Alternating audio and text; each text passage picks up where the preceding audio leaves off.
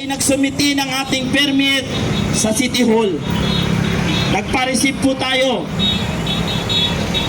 para po tayo dito bilang courtesy, bilang pagrerespeto sa pamumuno dito sa Pasay City.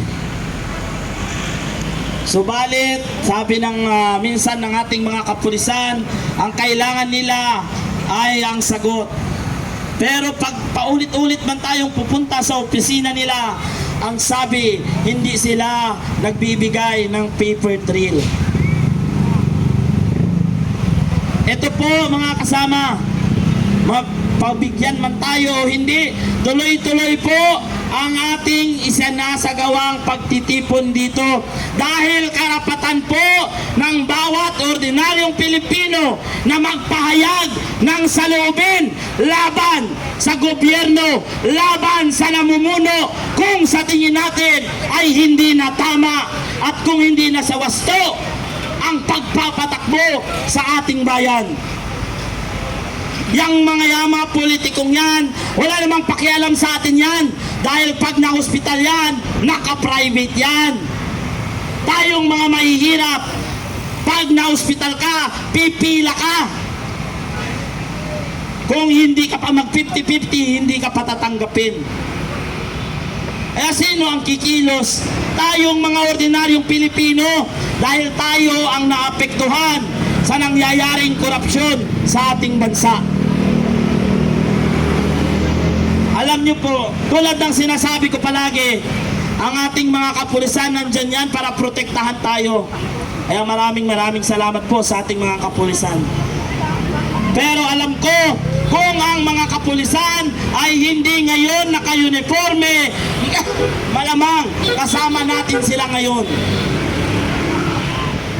Dahil alam naman natin, hindi sapat ang sahod ng mga kapulisan at sahod natin sa lahat ng gastusin ngayon na pinataas palalo ni Recto.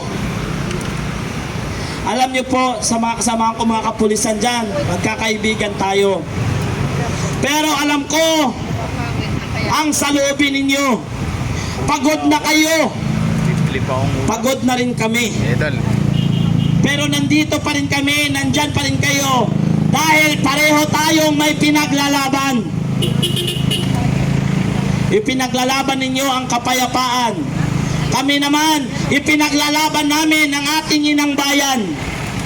Kasama po ang inyong pamilya dito at kayo sa aming pinaglalaban. Alam niyo mga kasama, hindi ko man nila lahat, pero tanggapin po natin yung katotohanan. Yung ibang kasamahan nating mga pulis dyan, yung iba dyan, nakasanla na ang ATM dahil sa nakulang ang sahod. Pero wala silang magawa dahil ang kanilang tawag ng tungkulin. Pag hindi nila ginampanan ang kanilang tungkulin, tatanggalin sila. May mga pamilya, may mga anak silang umaasa din sa kanila. Kaya ang hiling ko sa kanila, magbigayan tayo.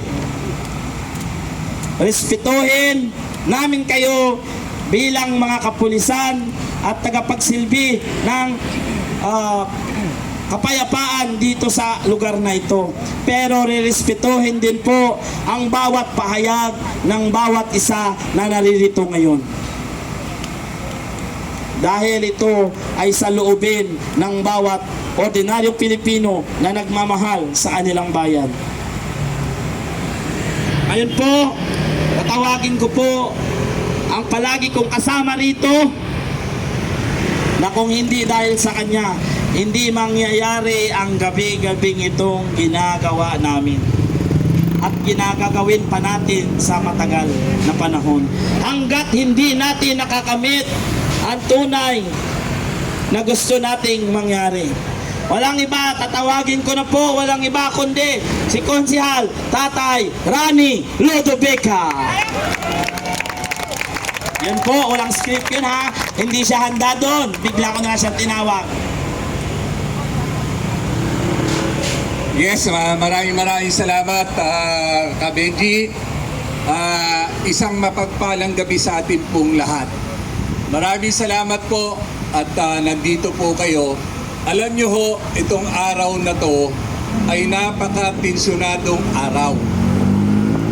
Itong araw na po ito, nagkaroon po ng pagpaplano na babawiin ng mga senador yung ating majority leader. Ilang araw na po yan na talagang pinipressure nila, lahat ginamit na para takutin ang mga senador na 13 senador na ito yung majority natin ngayon, tatakot-takot na pananakot at harassment at kakasuhan ang bawat isa sa kanila. Kaya po, bilang pagsuporta, dahil itong 13 senador po ito, dito ho tayo makakakuha ng hustisya. Yung flood control na skandal at iba't ibang skandal pa ay maiimbestigahan na ngayong pagkakataong ito. At yung impeachment po, sinasabi nila, kaya daw nagbago ang leadership ng Senado dahil ayaw daw matuloy ang impeachment. Pero pinatunayan po ni Senate President Alan Cayetano na agaran niyang kinunbin ang Senado as impeachment court. Lahat po ay gagawin ng administrasyong ito para lang pagtakpan ang napakalaki nilang kasalanan. Mag-aapat na taon pa lang po si Bongbong Marcos. Alam niyo po ba, nung umpisa pa lang, yung ating gold reserve, ang ating pong bansa, meron po tayong nire-reserbang mga ginto. Ginto po yan na minamandato na dapat merong reserve in case na magkaroon ng krisis, may ibebenta po ang central bank, ang ating gobyerno at tayo po ay magkapera. 25 tons po ang binenta nila agad. Hindi man lang kumuha ng approval o hindi man lang kumuha ng endorsement galing po sa House of Congress or sa Senado.